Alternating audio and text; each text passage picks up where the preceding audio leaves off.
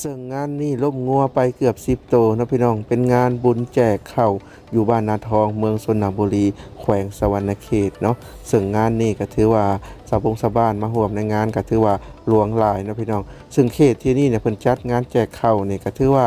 ยิ่งใหญ่ซึ่งพระพรก็ได้มาโมเงินนะเพิ่นอยู่นะพี่น้องการโมเงินก็เอาเงินใส่ขันเนาะทางศิลวัตรเพิ่นก็อวยพรให้นะพี่น้องซึ่งพระพรก็แวะมาเติมน้ำสักหน่อยหนึงนะพี่น้องเพราะว่าบรรยากาศร้อนช่วงนี้เนาะซึ่งเป็นน้ำโอวัลตินซึ่งเพิ่นขายก็บ่แพงนะพี่น้อง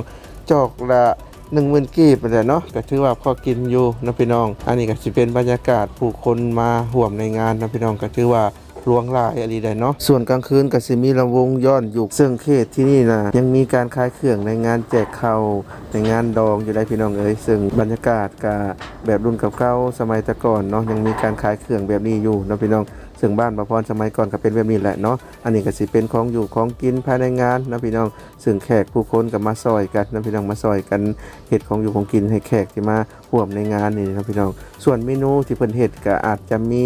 ลาบก้อยซอยจุนะพี่น้องนี่เด้นะพี่น้องอาหารเพิ่นก็พาต้องเป็นตาแซ่บอะไรเนาะมีแจ่วเพียมีก้อยหนัง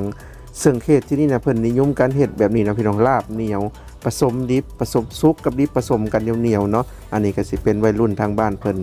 มาซอยกันเนาะซอยกันตักอาหารซอยกันล้างถ้วยล้างบวงล้างกระโตกเนาะอันนี้ก็เป็นแขกผู้คนเนาะซึ่งพระพรก็ได้แวะมาบ่อนนี้ก็ถือว่าเจอเบียร์นะพี่น้องอันนี้เป็นเบียร์เวียดเนาะซึ่งก็ได้ซิมนะเพิ่นไป2กึกนะพี่น้องก็ถือว่า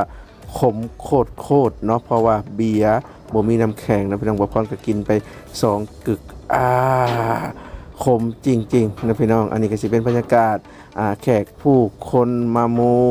ทานหรือว่าโมเงินโมข้าวสารนั่นเองนะพี่น้องอันนี้ก็สิเป็นบรรยากาศภายในโต๊ะอาหารก็ค่อนข้างจะหลายเสียเหลือเกินนะพี่น้องทุกสิ่งทุกอย่างก็คือ